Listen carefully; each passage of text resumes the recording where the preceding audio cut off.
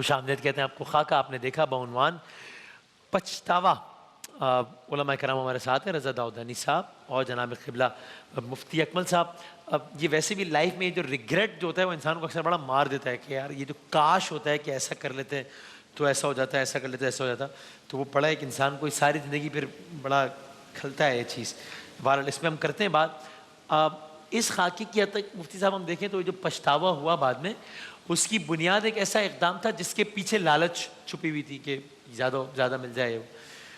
تو یہ لالچ اور یہ ہرس کیا ہے, اور یہ مطلب یہ ٹھیک ہے غلط چیز تو ہے, لیکن کیا یہ نیچرل بھی نہیں ہے یا اس سے چھٹکارا ممکن ہے؟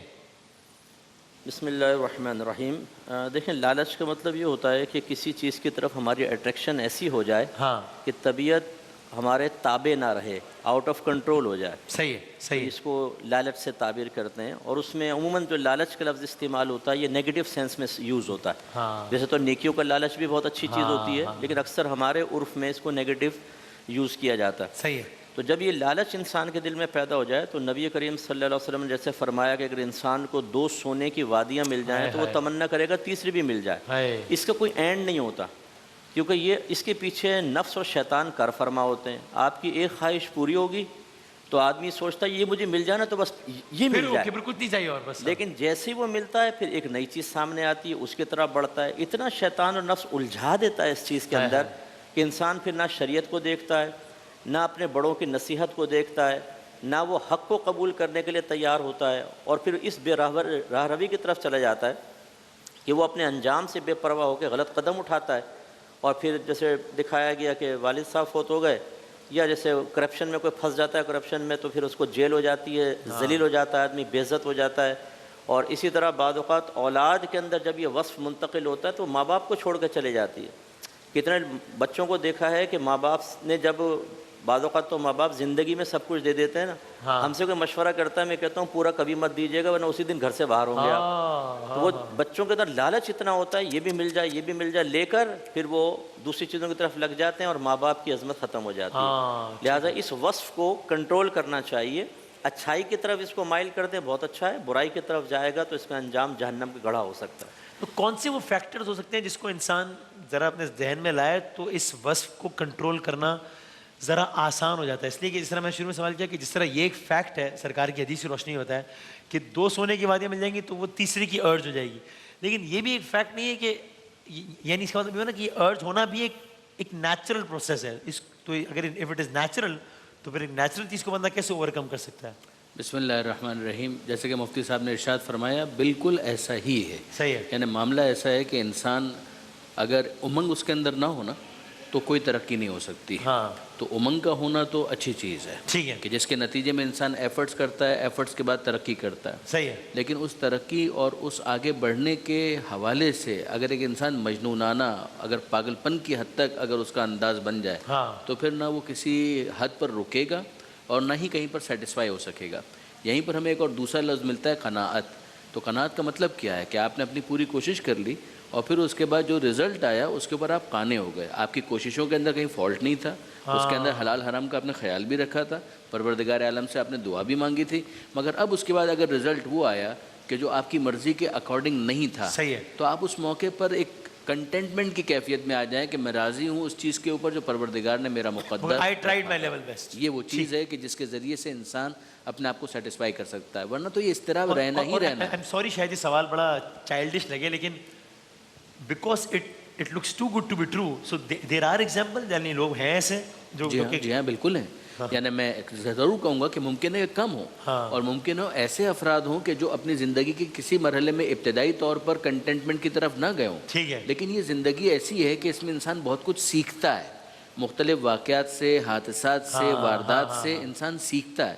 اور یاد رکھیے گا جو کچھ اس نے سیکھ لیا نا تو پھر پیچھے والا جو معاملہ ہے نا اس کو پھر سمجھا جا سکتا ہے کہ کوئی انویسٹمنٹ تھی کہ جس کا یہ پروفٹ مل گیا. ایسا ان تکرہوا شیئا, این ممکن ہے, یہ قرآن کی آیت ہے, ایسا ان تکرہوا شیئا, ممکن ہے کہ کوئی چیز تمہیں بری لگے, وہو خیر لکم, اور وہ تمہارے لیے بہت اچھی ہو. ایسا ان تحبوا شیئا, اور این ممکن ہے کہ تمہیں کوئی چیز بہت اچھی لگے, وہو شر لکم, اور وہ تمہارے لیے بہت بری ہو. آپ اسی خاکے میں دیکھیے, آپ نے سونا لے کر پیسہ لے کر گنوایا کیا؟ آپ نے باپ کھو دیا. اب ظاہر ہے کہ یہ پچھتاوا تو بن گیا, اور ایک انسان اس پچھتاوے کے بعد افسوس بھی کر سکتا ہے، توبہ بھی کر سکتا ہے، معافی بھی مانگ سکتا ہے، مگر باپ تو واپس نہیں آئے گا۔ اب وہ یہ کہ مستقبل کے اندر کم سے کم ایک عبرت بن گئی اور خود اپنی اصلاح کے لیے ایک مقدمہ بن گیا۔ ٹھیک ہے مفتی صاحب، اس میں تو ایک مثال تھی نا جو کہ بھی معاشرے میں ہوگی، شاید اس کا تناسب کم ہو، لیکن کسی نہ کسی سطح پر یہ مسئلہ بہت زیادہ گروں پر ہے۔ مثال کے طور پر یعنی کہ اس خاکے میں ایک باپ نے اپنی بیٹی کی خوشی کی خاطر اپنا ایک گردہ بیچ دیا۔ ماں باپ کو اس ایکسٹریم کیس میں بھی اور عام حالات میں بھی کس حد تک اجازت ہے کہ وہ اولاد کی خواہشات پوری کرنے کے لیے کس حد تک جا سکتے ہیں؟ یہ دیکھیں، دو آیات اس میں پیش نظر رکھنی چاہیے۔ ایک تو وَلَا تُلْقُوا بِأَيْدِيكُمْ إِلَى التَّهْلُكَةِ، اللہ نے فرمایا اپنے آپ کو ہلاکت میں مبتلا نہ کرو۔ تو ایک تو اس اسٹیج تک آپ جا سکتے ہیں کہ جہاں ہلاکت نہ ہو۔ ہلاکت مطلب جان کی ہلاکت بھی ہو سکتی ہے، ایمان کی بھی ہو سکتی ہے، نیک اعمال کی بھی ہو سکتی ہے، اور جنت سے محرومی بھی ہو سکتی ہے، وہ عذاب قبر بھی ہو سکتا ہے، وہ میدان معاشر کی گرفت بھی ہو سکتی ہے۔ اللہ تعالیٰ نے واضح دوسری آیت میں فرمایا کہ وَاعْلَمُوا أَنَّمَا أَمْوَالُكُمْ وَأَوْلَادُكُمْ فِتْنَةٌ وَأَنَّ اللَّهَ عِنْدَهُ أَجْرٌ عَظِيمٌ، کہ خوب اچھی طرح یہ جان لو کہ تمہارے مال اور تمہاری اولاد ایک آزمائش ہیں، اور بے شک اللہ تعالیٰ کے پاس بہت بڑا اجر ہے۔ یہ اشارہ فرما دیا کہ تمہارے اموال یہ بھی تمہارے لیے ایک آزمائش بنیں گے۔ کبھی کمانے کے اندر حرص و لالچ میں حرام کماتا ہے آدمی، اور کبھی خرچ کرنے کے اندر حرام جگہ خرچ کر دیتا ہے، اور کبھی بخل میں اتنا مبتلا ہو جاتا ہے کہ اللہ کی راہ میں خرچ نہیں کرتا، اور جس مقام پہ ضرورت ہے وہاں خرچ نہیں کرتا۔ اور اولاد اس اعتبار سے فتنہ ہے کہ بعض وقت محبت اولاد میں مبتلا ہو کے انسان اپنے آپ کو ہلاک کرتا ہے، یا ان کی خواہشات پوری کرنے کے لیے اور عارضی طور پہ ان کے چہروں پر پھیلی ہوئی مسکراہٹ دیکھنے کے لیے پپا ڈیڈی گاڑی کی چابیاں پکڑائے نا تو وہ پپا ڈیڈی کے قدموں میں گریں گے، اور ابھی پپا ڈیڈی کہتے ہیں 5 وقت نماز پڑھو، فضول خرچی مت کرو، تو پپا ڈیڈی برا لگنے لگے گا۔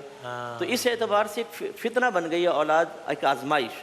تو بس لمٹ یہ ہے کہ آدمی اپنے آپ کو ہلاک نہ کرے۔ اب اس لمٹ کو کیسے جانے گا؟ جب تک شریعت کا علم حاصل نہیں کرے گا۔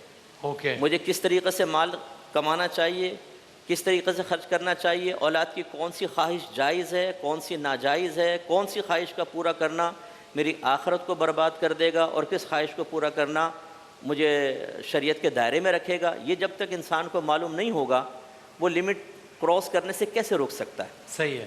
اگر آپ کو کسی جگہ باہر کے ملک میں جائیں اور وہاں کے لاز اور قوانین آپ کو نہ پتہ ہی نہیں، اگر آپ کیسے بچ سکیں گے؟ بتائیے، آپ خلاف قانون کچھ بھی کر لیں گے، معلوم ہی نہیں۔ لیکن جب ہم باہر جاتے ہیں، حتیٰ کہ اگر کوئی مزدور بھی ہوگا نا، دبئی جا رہا ہوگا، پہلے لاز سیکھے گا نا، وہاں پان تو نہیں پھینکنا ہے، نسوار کھا کے پچکاری تو نہیں مارنی ہے، کاغذ تو کھڑکی سے باہر نہیں پھینک دینا، سب اس کو ڈرایا جائے گا اور اس کو فالو بھی کرے گا۔ لیکن دین ایک ایسا مظلوم ہے کہ نہ اس کو سیکھنے کی ضرورت ہے، نہ اس کے لاس پہ چلنے کی ضرورت ہے۔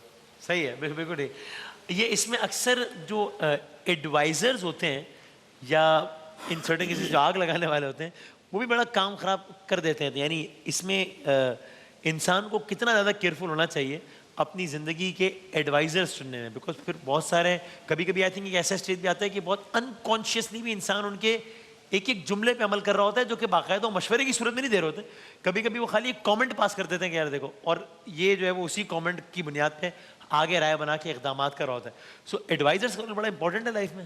ظاہر ہے کہ مشورہ تو انسان لیتا ہے اور مشورہ لینا ضروری بھی ہے، لیکن یہ کہ بہرحال مشیر کون ہے، یہ بہت امپورٹنٹ ہے۔ اگر وہ مشیر ہی صحیح کانسیپٹ نہیں رکھتا تو جو چیز اس نے بیان کرنی ہے اس پر عمل کرنے کے نتیجے میں تو انسان اس دلدل کے اندر اور دھنستا چلا جائے گا اور اس سے وہ باہر نہیں آ پائے گا۔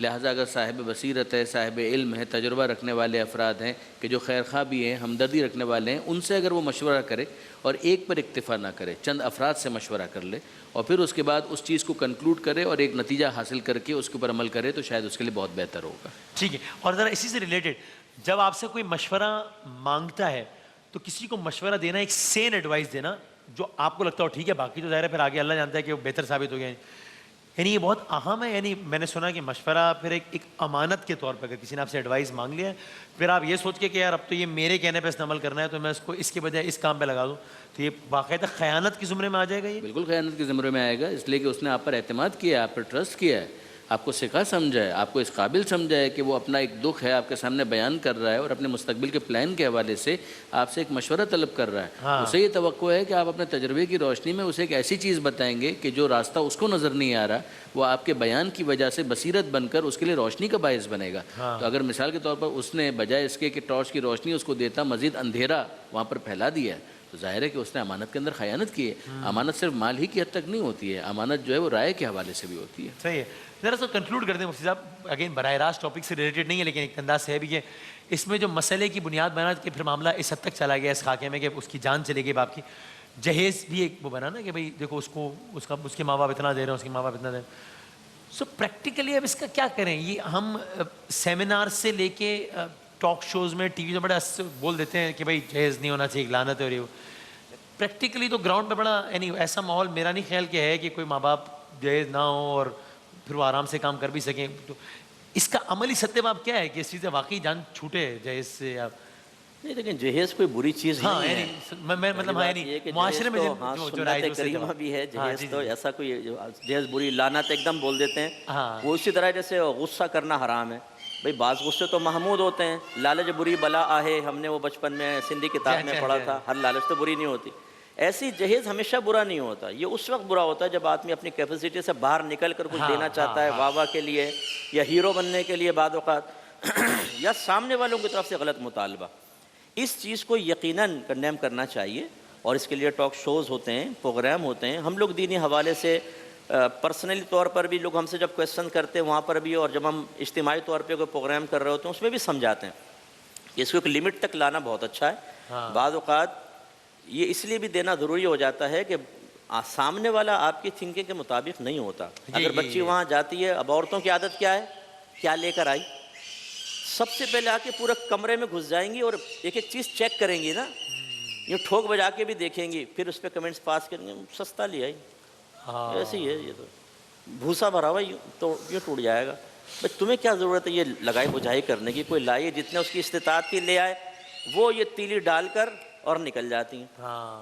یا دوسری بھابیاں جو ہوتی ہیں وہ طنز کرتی ہیں. تو یہ چیزیں غلط ہیں. اس پہ ہمیں سمجھانا چاہیے کہ ذات کی تعظیم کریں, ذات کی عزت کریں. مومن کی عزت ہونی چاہیے, مومن کے مال کی نہیں. مال کی وجہ سے اگر آپ عزت بنائیں گے تو بس اوقات نبی کریم صلی اللہ علیہ وسلم نے فرمایا کہ عورت سے 4 وجوہات کی بنا پر نکاح ہوتا ہے. ایک اس کا خاندان, دوسرا مال, تیسرا حسن و جمال, تیسرا نیک سیرت, چوتھا نیک سیرت. فرمایا تم نیک سیرت والی کو اختیار کرو. اور ایک روایت میں فرمایا کہ جو مال کی وجہ سے کسی عورت سے نکاح کرے گا وہ ذلیل و خوار ہوگا. تو یہ جو زیادہ جہیز لے کر آئے گی لڑکی بھی, اس کے نخرے دیکھیں آپ, اور گھر والوں کو بھی متاثر ہونا پڑے گا. اس لیے اس لعنت پر اس اعتبار سے کہ وہ مطالبہ وغیرہ کیا جائے اور بوجھ بن جائے, بالکل کلام ہونا چاہیے اسی پہ. چونکہ یعنی کہ بھائی ہماری کمیونٹی میں تو طے ہے کہ ظاہر ہے ایک گھر یا ایک گاڑی یا یہ تو ہوتا ہی ہے. تو اس پہ مجھے لگتا ہے کہ یہ خاکہ دیکھ کے شاید لوگوں کو لگ رہا ہو کہ یار ایسا کہاں ہوتا ہے کہ یار وہ اس نے گردہ بھیج دیا آپ نے. لیکن ایٹ سرٹن لیولز یہ ایگزامپل پریکٹیکل ہے کہ جی انڈرسٹوڈ ہے کہ ہماری کمیونٹی میں گھر کے بغیر تو شادی نہیں ہوتی. اب وہ باپ بیچارہ رسوا بھی ہو رہا ہے, وہ ادھار بھی لے رہا ہے, قرضے بھی لے رہا ہے. چونکہ یہ طے ہے کہ اگر شادی ہونی ہے تو گھر دینا ہی ہے. اس کا کیا کریں؟ یہ تو میڈنس ہے نا. یہ طے کس نے کیا ہے؟ یعنی یہی تو سوال ہے کہ ہم نے تو کہیں کتاب نکاح کے اندر نہیں پڑھا کہ جب تک گھر نہیں ہوگا تب تک نکاح نہیں ہوگا. ہم تو نکاح کے سیغوں سے واقف ہیں, ہم تو نکاح کی شرائط سے واقف ہیں. لیکن یہ کہ بہرحال اس میں کہیں یہ نہیں لکھا ہوا ہے کہ جب تک گاڑی نہیں ہوگی نکاح نہیں ہوگا, گھر نہیں ہوگا نکاح نہیں ہوگا. اور پھر میں آپ سرچ کروں, یہ چیزیں خوشیوں کو گارنٹی نہیں کر سکتی. مال بھی چلا جائے گا, جمال بھی چلا جائے گا, اور یہ ہرس اگر اندر ہے تو وہ کبھی نہیں جائے گی. اس کو نکالنے کے لیے جہاد اکبر کرنا پڑے گا. منہومان لا یشبعان, 2 بھوکے ایسے ہیں, مولا علی کا جملہ ہے, کہ جو کبھی سیر ہو ہی نہیں سکتے. اچھا, طالب علم و طالب الدنیا, ایک علم کا طلبگار اور ایک دنیا کا طلبگار. علم کا طالب ہے تو اس کا سیر نہ ہونا اچھا ہے, اور اگر دنیا کا طلبگار ہے تو اس کا سیر نہ ہونا حقیقتاً قابل مذمت ہے. اور یہی اس کی تربیت کا تقاضا ہے کہ وہ اس پرابلم کو اپنے وجود سے اور اپنے نفس سے باہر نکالے. واہ واہ, جزاک اللہ, بہت شکریہ, بہت نوازش دونوں علماء کرام کا, بہت شکریہ. ایک بریک کے بعد ہمارا کسوٹی کا سیگمنٹ ہے, بریک کے بعد آتے ہیں دوبارہ.